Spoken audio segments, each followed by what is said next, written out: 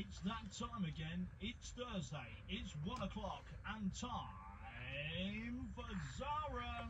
Hello everybody, and it's Thursday. Welcome to the Glow and Go show with Zara. I'm back again, yay! Have you missed me? It's been a week since you last heard from me. So I'm really hoping that you can hear me perfectly well. And I have got a guest with me today, so this is really good. So as usual, in the second half of the show, I'll be doing shout outs for businesses, shout out for events, and anything exciting you've got going on, birthdays, anniversaries, anything, you name it. All you need to do is get in touch. So if you go onto my social media, Facebook's probably the easiest, but I'm on all of the social media, Zara Groves, and just give me a comment and I'll give you a shout out. And today I'm joined with a lady called Julie Hayes. And this lady, what the title is, the lady who helps you heal your past, master your mindset and manifest your future. So I was really interested to have Julie on the show to hear what she had to say and to see if she could help any of you out there. So hello Julie, welcome to the show. Hi Zara, thank you for having me. I'm excited to be here. Are you nervous or excited? I'm excited, I think. Okay, because lots of people are really nervous coming on here. It's quite funny. Yeah. Well, I'm swinging my chair, so maybe that's a little bit of it. So tell us a bit about yourself, Julie. How did you end up in Wales, and how did you end up in the lifestyle that you're doing? Right. Well, I guess my journey began doing the work I do probably about 30 years ago now, I would say. I had an experience where my dad had been given the diagnosis that he had lung cancer and was given about a year to live. I then fell pregnant with my second child, and I supported him throughout the whole thing, which was tough. And then I found out, the oncologist told me just towards the end that he was given about a year to live, and I thought he'd see the baby. I thought he'd see Hannah, as she is now called. Sadly, he passed, and I had then 3 weeks, and I had to deliver Hannah. And of course, you can imagine it was a tsunami of emotions and everything going on. I was saying goodbye to my main sort of caregiver, and then I was welcoming this gorgeous little bundle into the world. And I struggled, you know. I tried to keep it all together like you do. And my mum then said to me, I've booked a... Can I just pause you there? Yeah. I've just had a notification to say that people can't hear us. So I'm going to go back to a song and I'm going to try and work out what is going on here. Okay, we're back again, and hopefully microphones are working perfectly fine now. Let's see, Julie. Apparently you can hear me, but I've got a really loud voice. Okay, can you hear me now? Well, I can hear you because I'm sat next to you. Listen, you keep talking, Julie, and let's see if we get a thumbs up or a thumbs down. Yeah, do we get a thumbs up or a thumbs down? Right, yeah, so I'm Julie from Julie Hayes Holistics, and I've been here over in lovely Wales for just over 12 months. Okay. Loving it, enjoying the community, and I'm really excited for what's to come. And you were saying before we cut to see if we could hear or not that that your dad was poorly, Yeah. and you were also pregnant at the same time. Yeah, that's how I started my journey. We're going back about 30 years now. Dad was diagnosed with lung cancer, given a year. I fell pregnant with my second child, Hannah, and sadly lost Dad just before Hannah was born, and Hannah was born 3 weeks after that. So that was my journey, really. That was the beginning of my journey, because balancing losing Dad, which was obviously very, very difficult. So balancing losing Dad, having this beautiful newborn baby to look after. Mum, in her wisdom, now I know, booked me a Reiki session, which I didn't want to go to because I didn't think I had enough time, and I didn't think it'd do me any good. And oh my goodness, I got there, got on the table. I did, like I said, I didn't really want to go. This lovely lady called Linda, I'll never forget her, said, you just lie in the bed and then just try and relax. And I'm thinking in my head, and now I know how sometimes my students and my clients feel, like, you know, just relax, I can't relax, and da. Anyway, lying there for about 10 minutes, nothing happening. Then all of a sudden, the floodgates opened, all this emotion came up, and I wailed like a banshee for a full hour. Oh, wow. Came away from that and I thought, oh my goodness, there is something in this. And I now know, of course, doing this work, I mean, I've taught for 15 years, so I've done Reiki for nearly 20 years. I now know that had I not had that experience, I could have been really, really ill. Oh, really? So that's where my passion began, and that's when my search began. So that was 30 years ago 30 when that years ago. started. I was a youngster, I wish. As you can see, I'm not a youngster. Okay, so and then what did you do? Did you just keep going back and having Reiki sessions to start with? What I decided after that, I wasn't too sure what path to take, so I started first of all counselling. I did my counselling degree because again, I've always come from a place where I've experienced something, found the value in it, and then if I felt enough passion behind it, I've taken that on board and made that part of my toolkit, if you like. So that's what I did first. I did my counselling. Then off the back of my counselling, I went and did my Reiki 1, 2 and Masters and Teachers degrees. Never really looked back. And off the back of that, over time, my mindfulness accreditation, mental health first aid and in corporate settings, PACE. I just add what feels right as and when. And it's basically, if anybody comes to me, it's a bit like a one-stop shop. Yeah. So how would you so if somebody's out there's never had Reiki before, how would you describe it? What you go and lie on a bed. I mean, I've had Reiki, so I know what it is, but how would you describe it in simple terms, Reiki? Well, it's in simple terms. You're simply coming in. You're just lying on a bed, fully clothed. And what the practitioner will simply do is, usually I teach touch, but you can hover over bodies where you don't need to touch, and you're working with the energetic systems within the body, because that's what we are. We're energetic magnetic beings, if you like. Every organ in our body has got an electric vibration and frequency, which is why when you go to see a doctor, if you have problems with your heart, you put on an ECG, and that's measuring the electrical pulses through your heart. Your variable rate. So on a very, very basic level, and really it's everything, Reiki moves your body back into what's known as the parasympathetic part of your nervous system, which is your relax, digest and rest part, which is what we all need more of. We all should be living from that place. Yes. But 80% of the time we're on that hamster wheel, and we're actually not. So it's valuable, so simple, but an amazing modality. Yeah. And so how do you say then that what you do is to heal your past, master your mindset and manifest your future? Well, it's first of all, people have to be open to it, of course. Yes. I'm doing a workshop on it actually soon, trying to cover some of this. And it's looking at all those experiences, because we've all had them. Yeah. The ones in particular that I keep pulling you back, because there are certain experiences people have that unless they tend to look at them, if you like, and want to deal with them, they'll keep holding you back. It could be it could be to do with a relationship where you've had a lot of hurt, so you're frightened about moving on into other relationships. That then is around about trust as well. There might be a lot of anger there. There might be a lack of self-esteem. It's amazing what comes from one thing in your past. It can really keep holding you back. Yeah. Of course, we have trauma, and there's all levels of trauma. When somebody says trauma, some people think their trauma's not valid, and it absolutely is. Trauma comes in lots of different ways. It's not about the trauma. It's about how your body and you work from that place, if you like. So two people could have a very similar experience. One could be very, very traumatized by it. Another one, not so much. Yeah. And that's to do with the resilience we have as people. So I always think it's really valuable that people understand that trauma's trauma, end of. Yes. And it can stop you in your tracks, no matter what it is. And it's finding a way to move past that.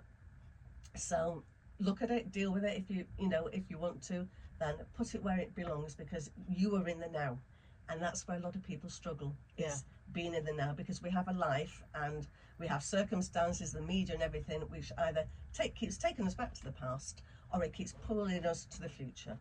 And you're going to really find your happiness, you're going to find your health, mentally and physically, if you stay in the now. Yeah. Easy said than done. Easy said than done, yes, but I do agree with you. I do agree. I've met lots of people that I've trained over the years, and something has happened to them, but they keep, and it might have been a really awful thing that's happened, and you can really sympathise with that awful thing that's happened, but they keep making everything that's going wrong now almost like, oh, it's because of what happened. And you kind of go, yeah, but that was a year ago, 5 years ago, 10 years ago. You can't keep using that as your kind of excuse, for want of a better word, for not living your full life now, because I don't know how you deal with it. It's up to that person to deal with it. Yeah. But it's gone. It's in the past. Yeah, it's really interesting because there's two things there. One is change. Change can be scary for people, and I always think, and I always say, how do you know change isn't going to be better? I've done a lot of change in my life, Yeah. but I've done a lot of work, and I've got a lot of understanding now, and I've never been let down. It's always taken me to something better. Yes. But of course, the other problem is that people say, "Oh well, I'm happy in my comfort zone," and again, my question to often my clients is, "But hang on, how comfortable is it?" And when you ask that question, they start thinking, "Oh well, actually." Yeah. And isn't that the reason you're here? Because something isn't working for you. Yeah.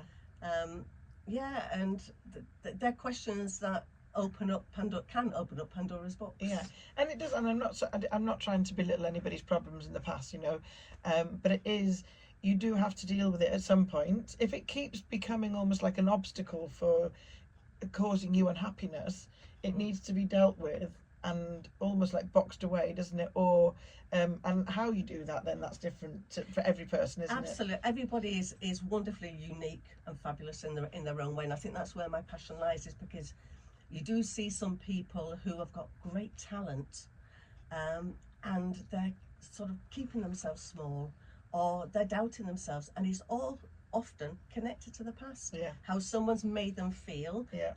Something known as imposed conditions of worth when you're younger, whereby you're literally like a sponge till you're 7 years old. So you get all this information coming at you. You don't know what's serving you, what is going to disempower you. You take it all on board. Yeah. That goes into your subconscious. It's a bit like a hard drive, and that's how you then live your life. Yeah. And often, if you can just start to unpick that, you'll find, well, actually, that's not really who I am. Yeah. And you can go on to do some fabulous things. People get stuck. Yeah. And I can talk openly about this because, I just didn't go for 30 years from that to this. I had some of those moments. I had some of those steps. Yeah, no, I agree. I'm the same. I've come to, because I'm now at this age, I have come to a point, and one of my favourite things I do is if I'm not happy with the situation or something I'm in, or I'm not happy with, say, I'm doing a job for somebody, I'm not happy with it, whatever, I sit down and say, if I had a magic wand right now, how would my life look? And if that thing is not in my life with a magic wand, no matter how difficult or how uncomfortable it's going to be, I'm quite good at kind of going, okay, it needs to go, and then panicking and going, oh my God, what am I going to do now?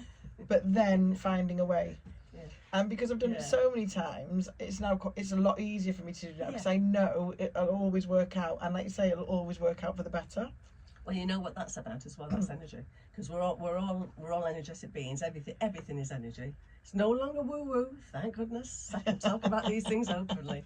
But what you find is, you never lose energy, so something has to go for something else to come in. Yes. And that's exactly what you've described. Yeah, it's funny, isn't it? So you've got somebody now, and you've worked out their past. So how do you now start working on their current? Well, we start looking at attitudes and beliefs, and that's what comes in. And then what we do is, we a bit like with CBT sometimes, when you have a thought that can go round, and you think this thought is there, and you're overthinking it, and then you have a rational way of looking at it. So what we do is we break down some of those beliefs. We break down, and we ask the sort of questions. Well, why not? And often what you find is, as you start breaking through, it's simply because they're afraid. Yeah. They're scared, and I get it, because I've been there too, making some of those decisions. But then it's also, for me, mindfulness is huge. It underpins, it underpins Reiki. It's obviously very much part of Buddhism, which I love. I go off sometimes to Amravati. Don't know if you've heard of it, a Buddhist retreat, and I take myself away to go back to being mindful and doing it the proper way. And if you're mindful and you try to do that, which doesn't mean that you're walking every day, thinking, oh, I'm doing this, I'm doing that. But if you can just be aware of, in that moment, whoever you're speaking to, maybe how you're feeling, especially if it's like family members and colleagues, are they making you feel good, or are you feeling a bit disempowered by it? So that's part of the mindset program, looking at who you've got around you. We all need a champion.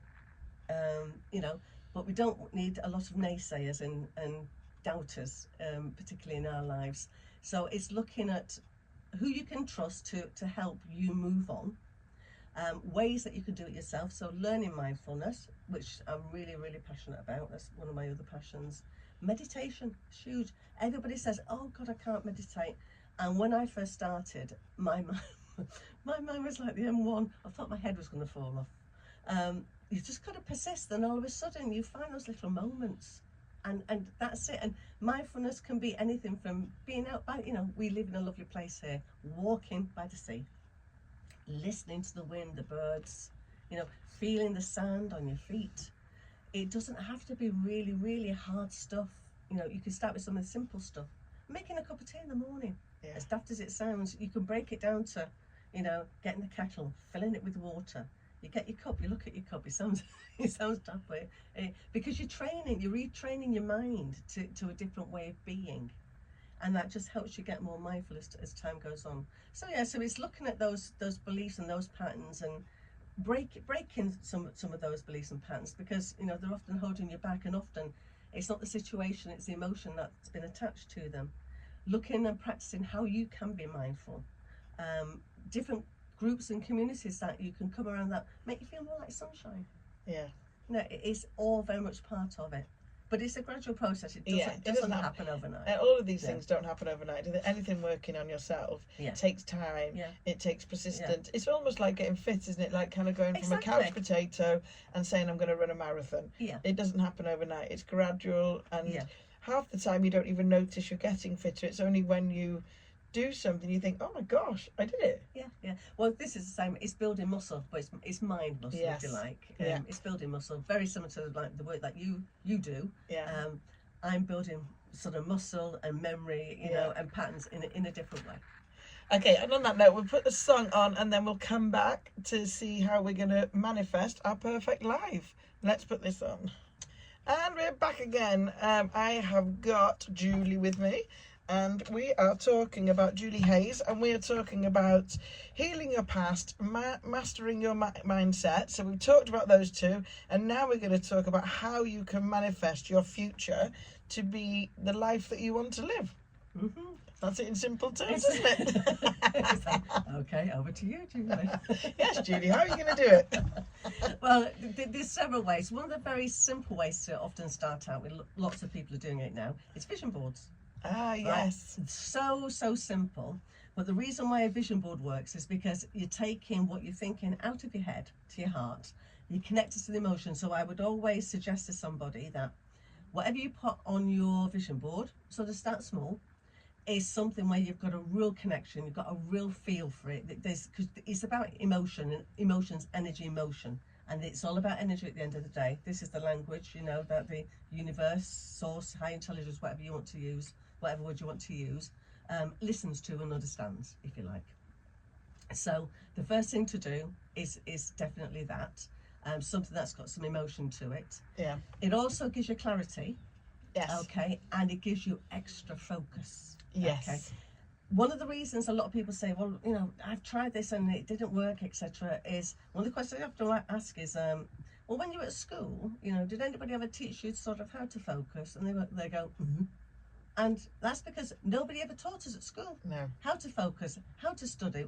We're used to distraction. We're very good at distraction. So you might spend a couple of minutes on something that we think we're going to manifest, and it's like, oh my God, I need to go and do the washing. I need to do my favourite TV thing's on, and then we forget about it. Yeah. And then we might come back to it a couple of weeks later. So that's why a vision board's really, really good, because you can put on it exactly what you're really feeling, and then you make sure you put it somewhere that you can see it regularly. You've got to build. We talked about the muscle before. You've got to build the muscle. Yes. You've got to be that memory muscle, etc. And it's like everything. The more you focus on something, the more you put it out there with giddiness, not with an urgency. This is the trouble. This is where it's like it's like a seesaw. It's very hard to get that balance, because you say one thing and it's then the next minute you're saying something else. And by that, what I mean is that you focus on it every day, and you get excited about it every day, but you're not looking for it constantly. So you'll have your times where you'll look at your vision board, and then you'll go off and do your bit. and then you'll keep coming back. So slowly you're sort of building it, but you're not desperate for anything, because anything you're desperate for, you ain't gonna get. Yeah. And that's just it. The most important bit with all of this to do with manifestation is your vibration, your frequency. You have to be a match for what it is you want. So say, for instance, if you want more money, okay, it's no use saying, oh, I want more money, but I haven't got enough and I've got all these bills. The universe hears, okay, so she wants more money, but she's complaining, I'll send her a little bit of this, I'll send her a little bit of that. You hear it all the time, but don't you? Fake it before you make it. Yeah. Right. That's very much what manifestation is also about. You've literally got to act as though what you want, you've already got. Yeah. And again, you know, these things don't happen overnight, but I promise you faithfully, it works. I'm proof of it. You know, I always wanted what I would describe as a contented life. I've got it. I've moved to Wales, and even before that I had it. I have contentment, and that's balance in life, and I feel really, really blessed, and that's what I manifested. I think one of the things that really got explained to me, because I was chatting to somebody once, and you know, I do believe in manifestation. I do, but what I do also know, and I'm sure this is what a lot of people will say, is when I'd been in a time where I was really desperate for money, something had happened, and struggling so hard. And it came off the back of having a business that had gone under, and then lost loads of money, built myself back up. COVID came along, then the drama came along. And so, you know, when you're kind of like, right, I'm manifesting that all my bills are paid easily, money's coming in left, right and centre, it's holding on to that positive when actually you've got loads of red letters coming through your door. Do you know what I mean? And it's trying to... And this is what I was saying to somebody, this is the hardest bit, I think, when it's something that you desperately want, how to get your brain to disengage from what's actually really happening now. Because they say, don't they, you talk as if you've got it. Exactly. So if I wanted a yellow car, I'm saying, when I'm driving my yellow car today, that's right, kind of a thing. Absolutely. Which, when it's something like that, it's a bit different. But when you're kind of going, dear Lord, please send me some business to get me out of this. There's huge emotion attached to that, isn't there? And this is a problem, you know, there's huge emotion attached to it. But you're right, because gratitude is huge. Yes. You know, so if somebody comes through your door, or somebody says to you, well, you know, I'll buy you shopping this week, you use the gratitude for that. Because again, that's also building muscle. And then, like you say, you sort of visualize, you know, and you're thankful. You know, you're sort of saying thank you that my bills are paid, and this has come along. You don't need to know how, and this is the other thing. People think, well, I've got to put this in place and do that. You don't. No. You almost have to have that trust, and that's a big word for me, because I've done it. There's been times that, one particular time in particular, where I was on my knees asking for something, but I had huge trust, and it did work out for me. It absolutely worked out for me. I have I've meditated. And this is something that happened to me. I'm trying to think how long ago now. This is probably about 8 years ago. I came out of a meditation, and I started doing what I call automatic writing. It's just your subconscious, really, because you've had your brain's had a break. And I wrote, and when I looked, I'd written out my resignation. I was like, whoa, what the? Ooh. Right? Yeah, exactly. Can't swear on radio. No, don't swear on radio. I was on my own. I still had my daughter at home. I still had a mortgage to pay, and I had nothing really lined up. I had the business, but it was only a small business alongside working at the time. And when we're looking back 7 years ago. But you know what? I trusted. And I wrote it out again. I put it in an envelope, and I sealed it, and I sent it off, and I did it. And you know what? 3 weeks later, the things I wanted started coming in, and I never looked back. But that's trust, and it's huge, but you're rewarded. So I wasn't being silly, because I still had the small, you know, I had the small practice at the time, you know, before it became bigger. So I still had a little something, but I didn't have all of it. And yeah, I trusted, and I did that. Thank you for this. I know it's the right time. And that's exactly what I kept saying. Yeah. And 3 weeks later, what I wanted came in, and woohoo. And the other thing I was told, because obviously my thing when I was talking to this person was all about finances. Yes, yeah. And they said, and I can't remember what the lady's called now, but she's got an app. She wrote a book what was it called? It'll come to me in a minute. Basically, what you should do is if say you've gone out now and you think you're going to buy a cup of coffee and it's £2, but when you get there, there's a sale on it's £1.50. You then kind of get excited because you've now just gained 50p. Yes. So you've been given 50p. So Yeah. it's all these little things. So you start focusing on the things that are being given to you, and they might be really small. Yeah, yeah. And But then that's all a of a mind sudden shift. you're focusing Okay. on the Yeah. what you're being given, Absolutely. as opposed to what's being taken. Absolutely. Yeah. And the other thing that I've noticed as well with I haven't done my vision board, and somebody's talking about it this week, and I was like, I've got to do it. So I've got it planned, but it's going to go in my house. Is that you also become quite single-minded into getting that thing. Mm-hmm. So everything you start to do revolves about I don't know, say you wanted to get this yellow car, and this yellow car is going to cost you £500. You might not know how you're going to get the £500, but because you keep focusing on this yellow car, all of a sudden you notice opportunities. Like somebody might say to you, come and babysit for me tonight, here's £100. Yeah. And all of a sudden, because you're focusing so much on that one thing, it's like almost like tunnel vision, isn't it? Yeah, yeah. And then it comes to you. Yeah, I heard the same story about somebody who it was to do with a car, funny enough. It was a certain make of car she wanted, and she only had like half the money for it. And then all of a sudden, a few weeks later, a tax rebate came through the door. Yes. And then I think something else happened. She sold something. Oh, she had an antique. That's what it. She had an antique. It was an antique clock, and she got much more for it than she expected. And at the end of it all, she had the money to buy the car. Yeah. And these are real people. Yeah. And these are real stories. You know, they're not fanciful or out of reach stuff. Which is why I always say start with something small, because you start with something small, then you start to get giddy. Yes. Because you start to see it and you feel it, and the momentum then kicks in. And then you are now focusing on all the positives of life, because we're getting stuff thrown at us, you know what I mean? Hugely. But it's whether you focus on the negative that's been thrown at you, or you focus on that, and it could be a really small positive. Yeah. Because I do my gratitude. I try and remember every night. Sometimes I get into bed and I'm when you're just like literally drifting off to sleep, and I think, oh, I've forgotten to written it down. So I go, thank you. Thank you. And then I'm asleep. But when I do it, it is amazing. And I get a pen and paper and I write 10 things that happened that day that I'm grateful for. Yeah. And I do it really fast. So I don't stop and think. I don't allow my brain to sit and kind of go, what else am I? And it could be like, I'm grateful for my comfy bed that I'm lying in. Absolutely. Yeah. And what it does do, and I have noticed this, is you kind of almost go to sleep with a smile on your face. Mm-hmm. Mm-hmm. Because that's the ending of your day, isn't it? Yeah, absolutely. And when you go to sleep, that last 20 minutes before you go to sleep lasts for 4 or 5 hours whilst you're asleep. Okay. That's the importance of it. I often will say to clients, no matter what's going on for you during the day, you press the red reset button, you imagine it in your head, and you just say 3 things you're grateful for. 3 things, and they can be simple things like a lovely sandwich, somebody opened a door for you, somebody complimented you on your dress. Simple things. The fact I do the same thing, getting in my warm comfy bed, and I do it in the morning. As soon as I wake up, I do gratitude first thing in the morning, and a meditation before I step out of the bed. That's just my routine, my ritual. That works for me. But you're absolutely bob on. And that, like I said, that builds muscle, and it's very powerful. I've tried lots of different things in the morning.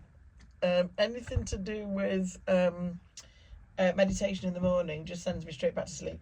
So I'm somebody that never wants to go to bed because I've got too much going on, but then in the morning I never want to get out of bed. So what I found works for me now is to actually wake up early but then stay in bed. So I sit up in my bed, and I know people say don't go on your social media, but because I tend to work quite late as well, so I quite often wake up to loads of messages, and if it's something to do with my business, I get quite excited. So it makes me excited, and then I reply to them all, and then I'll do my face yoga in bed. So I do all these things in bed. I might answer my emails in bed. So for me, it's quite nice and cozy, but I'm still in my bed. So I'm quite happy that I'm still in my bed, and then I get up and start doing things. That echoes with me, because